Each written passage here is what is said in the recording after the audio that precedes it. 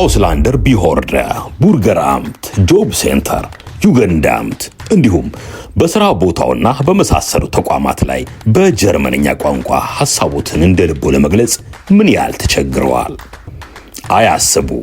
ለ6 ዓመታት ያክል ኢትዮጵያውያንና ኤርትራውያን ወገኖችን ብቁ የጀርመንኛና የእንግሊዝኛ ቋንቋን ጭምር አቀላጥፎ እንዲናገሩ በትጋት እያገለገለ ወዳለው ወደ ዳኒ አባይ የቋንቋ ማዕከል እንኳን በደህና መጡ።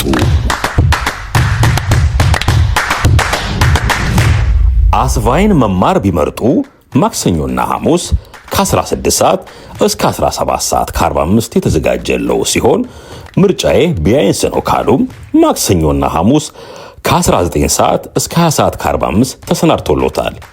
የቢስቫይን የቋንቋ ደረጃን አሻሽዬ ጥሩ ተናጋሪ ወይም በጀርመንኛ ቋንቋ የሙያ ስልጠና ለመውሰድም እዘጋጃለሁ ቢሉ ማክሰኞ ከ20 ሰዓት ከ45 እስከ 22 ሰዓት ከ30፣ አርብ ከ19 ሰዓት እስከ 20 ሰዓት ከ45 አለሎት።